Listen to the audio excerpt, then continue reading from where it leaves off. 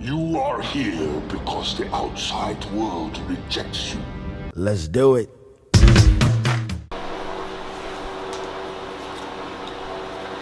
Alright, so welcome back to another Reptile Jones video. And I've kind of been slacking this week, but it's because of this. I try to get at least 2 videos. I was trying to get 2 videos a week. The last video you was seen would have been the Glass City Reptile show. There was a little bit more to be seen at that show, but I've been having a problem with my batteries.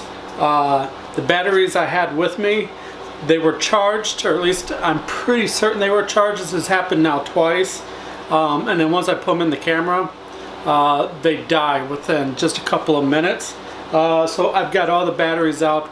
We're absolutely charging every single one, and then I've got them all marked, and the ones that die fast, they're just gonna have to go and be replaced. So that video was kind of short, and then the other thing that's kind of been taking me away from doing videos is this. I've been working on this. As you can see, we are a little bit further. I don't want to give you any more of a view than what you're seeing now. I did a design change, and so I got the track in there. Originally this was going to be 2 doors that open up just like we got down here. I changed the design up there. This is going to be 2 sliding doors for each little unit, and as you can see, the inside has been painted a lovely green. I'm not sure how important it was to do that step, but it's been sealed twice with the dry lock. Of course, there's going to be a video on that coming up. So anyways, I painted green. I'm anxious to the one green tree python. She's going to go in one of these, and then I've got some stuff. No, I don't got some stuff. I found some animals that I'd like to put in these, but that's also kind of what today's video is more about, and that is I got some new stuff, and I want to show you the two of them are animals. The one animal I got while I was at the Glass City Reptile show, and then the other animal is a person I know. He lives about 30 minutes from here. You've seen him in my show videos. I purchased something he had before he took it to the show, and thankfully I did, because the other one already sold and I wanted to get both of them. But anyways, the first thing I want to talk about is this thing right here. See if we can get it to this heat puck. This was being sold at the Glass City Expo, but the people who are selling it, we've ran into them at the Goshen show, the Fremont show. They're the ones who do the 3D printing of the cool little like Mario type things and whatnot. But anyways, they have this new little thing that's called the heat puck. They're working on getting this patent and all that kind of stuff. So don't steal their idea, okay? And what this thing does is, so right now it's this dark green, which means that it is 86 degrees and below. So this is right now the temperature is 86 degrees. It's going to turn to this orangish. Okay, so it's this color now, and once it turns to this orange color, we are at 87 to 112 degrees. And then once we turn yellow, if it will focus, yellow means we are 113 degrees above. So you're saying, what's this for? What use does this have? So what you're gonna do, what I'm gonna do, what is suggested you do, what the ideal for this thing is. Of course, this isn't to get rid of your thermostats and all of that kind of stuff. This is just one more tool at a quick glance. You can look inside your cage, maybe as you're when you get up in the morning and you're going to go get your coffee and you walk past the cage, you can just kind of look in and see what's going on. And you can tell whether or not your heating unit at a quick glance is either working or malfunctioned and getting too hot. Because now look, just from rubbing it in my hands, I've changed the color. And I don't know if I can get it quite. It will go more yellow in this. He demonstrated. I don't have anything. Oh, hold on, wait a minute. Yeah, no, that's not gonna. But we can see that I have changed it color. He used a lighter to show me it, to show that it does get up to yellow. But anyways, what you can do is you can put this inside your enclosure somewhere near the heat source. Maybe one on the heat side, one on the cool side. And then at a glance, just based on the color of this little puck, the heat puck, you can see what's going on with the temps in your cage. Again, this does not replace any of your already existing heat equipment. This is just simply one more tool to make certain that things are dialed in and at a quick glance.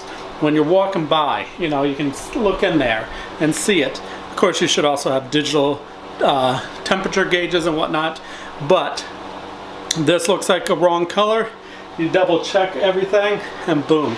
So a nice little additional tool for the toolbox to make certain that these cages are dialed in to our reptiles' particular needs.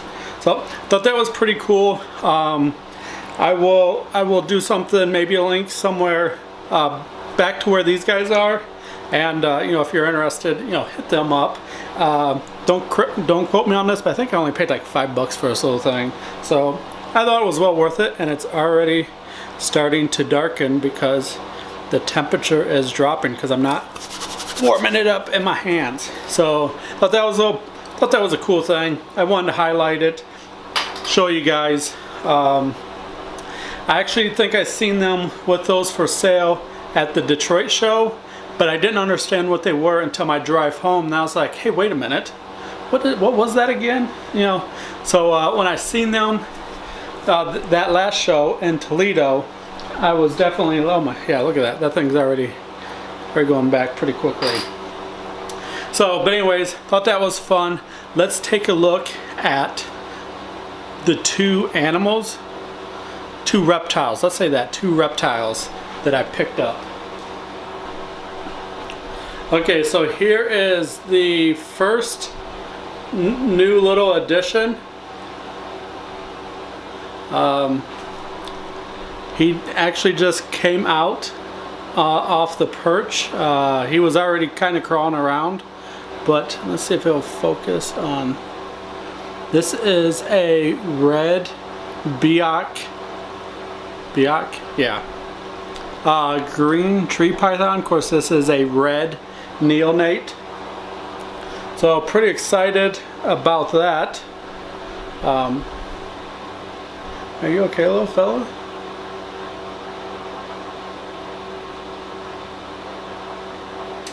Are you okay? Last time when I purchased it, this thing was a spitfire of an attitude and nailed me on my finger pretty good, and actually you can still kind of see where it had. Yeah, it hasn't been sexed, but it's definitely locked on my head. But we're not going to keep this guy out for long because I don't want to stress this out. I want to make certain that he's eating very good and all that kind of stuff. So we'll just take a look at him like this. Oop.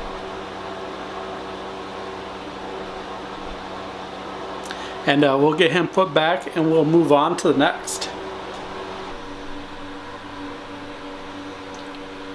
Okay, so what we have here is another fat tail gecko. Of course, this is just a little baby. I didn't ask how old it was, but still really young, obviously. So yeah, I've been wanting to. I think I like the fat tail geckos better than the leopard geckos. It's just my preference. I like the setup better for fat-tailed geckos as far as the type of environment that they come from. I like the look of that setup as opposed to like how you would set up a leopard gecko, although a lot of it's pretty much the same. These guys just need higher humidity, but and for me I think that's just easier to deal with. Not that keeping leopard geckos is all that much more complicated. It's just personal preference. I also like the fact that oops, startling, that not many people actually keep these, so that's part of the fun of it. You know, you don't see these all the time. If you did watch the last show video there, the Glass City reptile video, there was a fair selection, and it's been a while since I've seen anybody with a decent selection of these guys. So I did pick this little fella up there. So yeah, so that is the two reptilian new additions to the family. Shut up and sit down.